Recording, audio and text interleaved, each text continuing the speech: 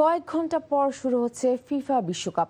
আন্তর্জাতিক ফুটবলের সর্বোচ্চ আসরের প্রস্তুতির খবর জানাতে যুক্তরাষ্ট্রের নিউ জার্সি থেকে সবশেষ তথ্য জানিয়েছেন সিনিয়র করেসপন্ডেন্ট কুশল ইয়াসির।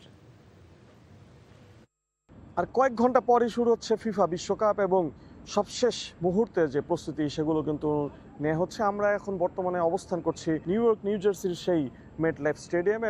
তিনটি ভেন্যুতে মূলত ফিফার যে বিশ্বকাপের অনুষ্ঠান রয়েছে উদ্বোধনী সেগুলো হবে এবং আমরা দেখেছি যে এই স্টেডিয়ামে কিন্তু যারা আয়োজক কমিটি রয়েছে তাদের বিভিন্ন সকাল থেকে ব্যস্ততা এবং কিছুক্ষণ আগেই যে সাংবাদিকরা বিভিন্ন দেশ থেকে এসেছেন তারা তাদের যে অ্যাক্রিডিটেশন কার্ড আছে সেগুলো সংগ্রহ করছে। নিউ ইয়র্ক শহরের বিভিন্ন জায়গায় ঘুরে দেখেছি, তেমন বিশ্বকাপের যে রেস হওয়ার কথা সেটি কিন্তু আমাদের চোখে পড়েনি, কিন্তু সব মিলিয়ে বিশ্বকাপের যে মহাযজ্ঞের প্রস্তুতি সেটি কিন্তু সফল হচ্ছে।